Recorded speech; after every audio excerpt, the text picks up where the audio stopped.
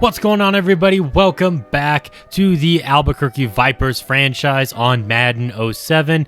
And today we've got the Season 8 recap, starting with the standings. No one expected the Cleveland Browns to go 15-1, but that is what they did, getting themselves the 1 seed in the AFC. Pittsburgh went 9-7 and got themselves a wild card berth.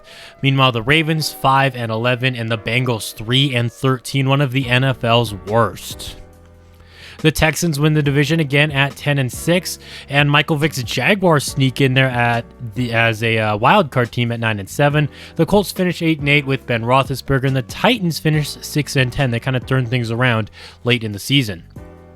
New England won this division at 10-5-1. The Bills, they were 8-2. They finished the season 9-7, and on the outside looking in, a third straight year of disappointment for the Jets as they go 8-8, and then the Dolphins finish 3-13. The Chargers win the division once again. I feel like they've probably won this division every year because the Broncos, Raiders, and Chiefs just don't have a whole lot to offer. The Chiefs went 3-13, Raiders 7-9, Broncos at 500. The Packers win their division again at 13-3. Nobody else in the division here had a winning record. The Falcons had a great season here, bouncing back after a couple down years with Michael Vick, now with Drew Brees at 12-4. The Saints go 10-6, the defending champions. The Bucks had a solid season at 8-8, and then the Panthers have the first overall pick at 2-14. The Cowboys win the NFC least here at 10-6. Then you have the 9-win Giants, 8-win Eagles, and 7-win Redskins. The Vipers win the division for, the fourth time in a row now. Back-to-back seasons going 13-3. Seattle at 9-7. They got themselves a wild card berth. Another year of disappointment for the Tom Brady-led Cardinals at 6-10. And then the Niners 4-11-1. Orlando Cross led the league with quarterback rating. Behind him, you have Peyton Manning, Matt Hasselbeck, Eli Manning, and Shannon Pleasant. When it comes to yards, despite Orlando Cross not playing in the last 2.5 games, he finished third in passing, only behind the Manning brothers there. He also had the most passing touchdowns with 36. That's a career high for him. Peyton Manning threw 32, Hasselbeck 29, 28 for Pleasant and Breeze. And then Cross, the least amount of interceptions thrown. The next least was Tom Brady with 8. That's twice as much, and Brady got hurt. He was hurt half the season here. Roethlisberger, Hasselbeck, and Manning each threw 9. Where does he stand on completion percentage there? Best completion percentage in the league. So he basically led the league in basically every category outside of passing yardage, which he would have had he not gotten hurt. Almost 2,000 yards for Larry Johnson and 12 touchdowns. Maroney, 1,800 yards. Willie Parker at 1,500, 1,400 for Dominique Davis, and Ronnie Brown with 1,300. Vince Young, Dominique Davis, Larry Johnson, and Cadillac Williams all tied for first in the league with 12 rushing touchdowns. Dante Stallworth had the most receptions. Right behind him, you have Steve Smith, Chad Johnson, Johnny Johnson, and Larry Fitzgerald. When it comes to yardage, Stallworth, 1,700 yards there. He had a spectacular year for the Bucks. Then you got Fitz, Clayton, Ocho Cinco, and Steve Smith. And when it comes to touchdown, that is not where Stallworth is in the front. You got Larry Fitzgerald there. You also got Steve Smith, Daryl Fulton, and Reggie Wayne. Tariq Glenn had the most pancakes in the league. Meanwhile, you have the Niners center giving up a bunch of sacks. There's just a lot of centers up here giving up a lot of sacks. Mobley led the league in tackles, the probably only bright spot for the Carolina Panthers this year. 8 tackles, 4 lost for Darrell Fannin, tied up there with Eugene Thomas and A.J. Hawk. Mario Williams, 19 sacks for him. He's tied with a Goulier there to lead the league. Ty Warren with 17, and then Jesse Baker and Michael Watkins each with 15. 8 interceptions for Sean Taylor, and he didn't even play the last chunk of the season here. Great year for him in Indianapolis. The Panthers guy here, Greg Sensabaugh, 7 interceptions for him. The Vikings had a guy with 6, Jones with 6, and Tupupu with 6. Looking at kickers around the league, Jamal Fisher had the most field goals made, most attempted. The Browns kicker here, Graham, the best field goal percentage, Gonzalez, 6 for 6. but looks like Baltimore cut him midway through the season here, so that's kind of awkward. John Hall only missed one field goal, and that was a really dumb one that he should have made, or that I should have made, rather. A couple guys who just missed a couple field goals here. Rodney Williams, best punting average, I guess that's good. He didn't have too many punts this season, just compared to some of the other guys. Reggie Bush, bunch of kick return yards for him. Seneca Wallace, he had 2 kick return touchdowns. When it comes to punt return touchdowns, 2 guys there with 2 each.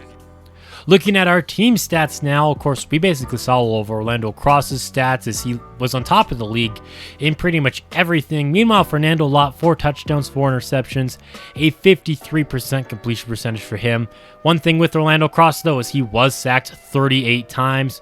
That number is pretty high. I don't know if it shows. No, it doesn't show past years of getting sacked. But, I mean, that's my one sole criticism, and part of that's on the offensive line.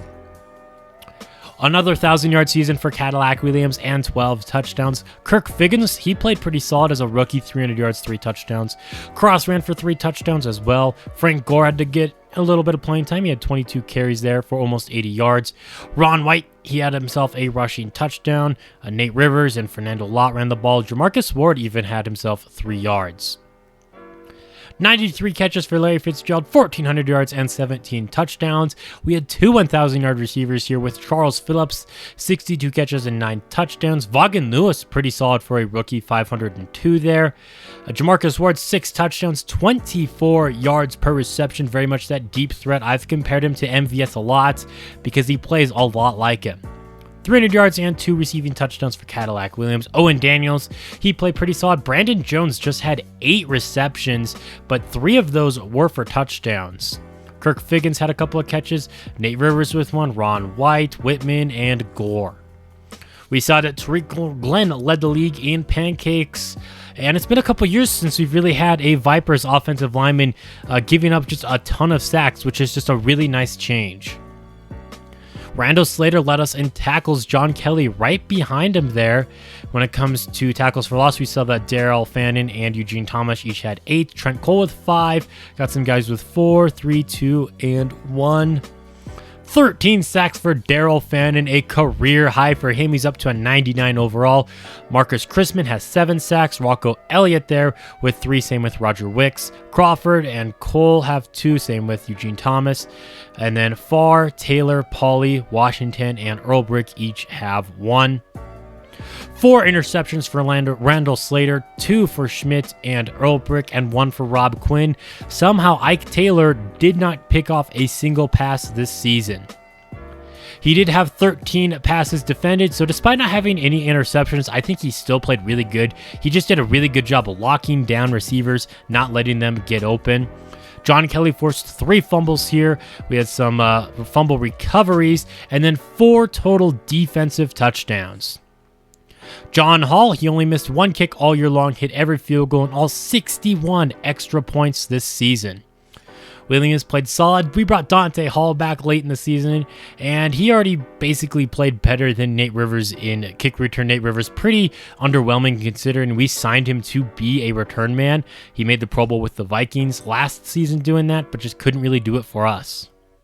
Looking at the yearly awards now, your MVP is Orlando Cross. For the 2nd time in his career, he won it 2 years ago, and he put up an even better year here. Larry Johnson, Dante Stallworth, Eli Manning, and Peyton Manning were all in the runnings for that. Cross also wins Offensive Player of the Year. Larry Johnson, Larry Fitzgerald, Dante Stallworth, and Lawrence Maroney, some of the other candidates there.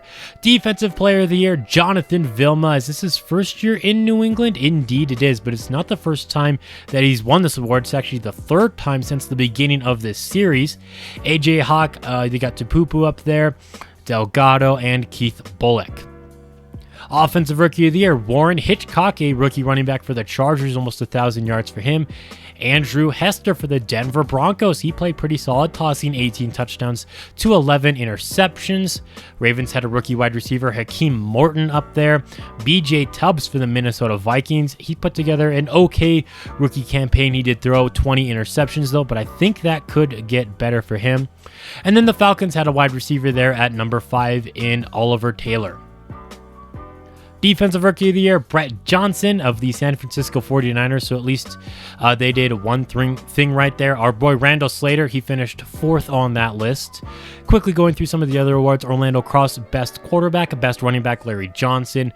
Larry Fitzgerald won Best Wide Receiver, although I feel like it should have gone to Stallworth. He had more in pretty much everything other than touchdowns, where Fitzgerald had 2 more there. But hey, I'll take it. Tariq Glenn, he wins Best Offensive Lineman. Chris Diamond down there at 5. Jordan Gross, former Viper, he's there at number 2. Best Defensive Lineman goes to Darren Howard with 14 sacks. I don't know why Mario Williams is all the way down there at 5 since he led the league in sacks. Jonathan Vilma, of course, Best Linebacker. Best DB is going to go to Bob Sanders of the Cleveland Browns. Best Kicker goes to Sebastian Janikowski. John Hall, he finished 3rd there. And Best Coach, of course, it's going to go to John Gruden, coach of the Cleveland Browns. Brian Billick, our head coach there, he finished in 4th. Looking at some Vipers that got voted to the Pro Bowl, of course, Orlando Cross is there. Brock Flowers and Matt Leinart, the other quarterbacks. Cadillac Williams made it as the 2nd string running back here. Larry Fitzgerald made it as a receiver, obviously. Tariq Glenn, he made it there. I wouldn't be surprised to see if Diamond made it. Wow, I guess he didn't make it. That is a surprise. Any Vipers on defense? Daryl Fannin to the Pro Bowl. That's not his first time there. Randall Slater, actually number 1 cornerback on the NFC. I mean, he had 4 interceptions, but he got beat a lot this season. That is pretty surprising to me. He gave up 42 catches, it says. Former Viper Terrence Newman made it with the Seahawks. How did he do this season? He got himself 5 interceptions. Not bad at all for the old man. Anyone else? Nope, that will do it for Vipers in the Pro Bowl. We're going to just check up on some players who were on the team last year. Seneca Wallace started pretty much all the games. He played most of the quarterback for the Philadelphia Eagles, 16 touchdowns and 18 interceptions. He played solid. He is in a contract year for them, so we'll have to see if they want to bring him back and try to kind of build around him, even though he is over the age of 30. But I think he could be solid for them, and if he doesn't start there, I think he could be starting somewhere else. Phil Van Dyke was signed to the Cleveland Browns. He had a big part to do with their success this season. Unfortunately, he got hurt early on. He had 500 yards and 2 touchdowns before Isaiah Simpson had to step in as the starting running back for the Browns this season. Despite Van Dyke not being there, they still went 15-1, and I hope that they can he can get some playoff snaps here if they can get past the divisional round.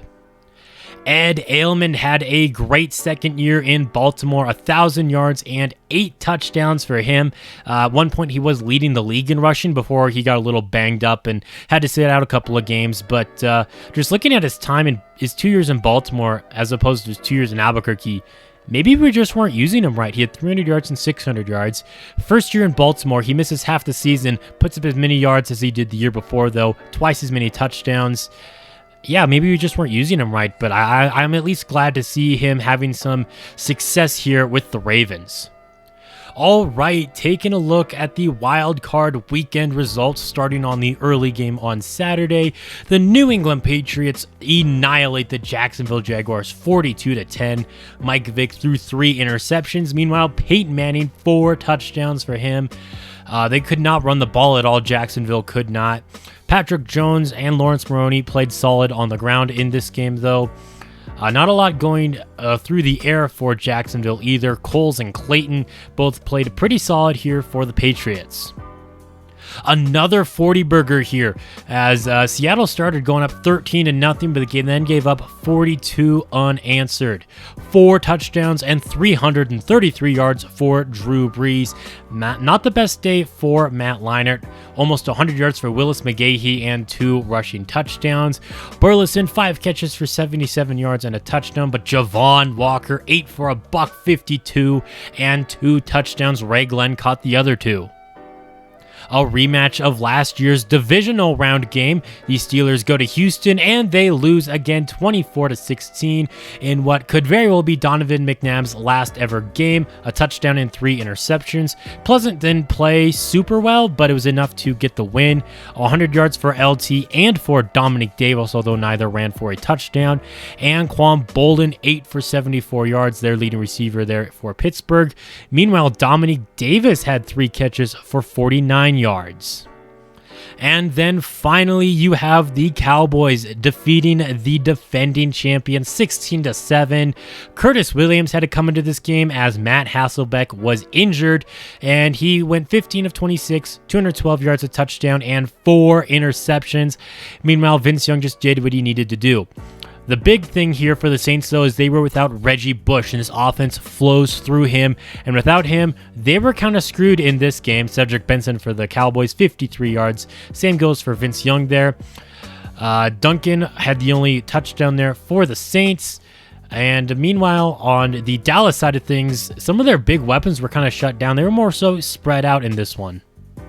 So in the divisional round, you have the Texans at the Browns, Cowboys at the Packers, Patriots at the Chargers, and a rematch of last year's divisional game, Falcons at the Vipers. This should be a good one. I'm excited to see what Drew Brees can try to do against our defense.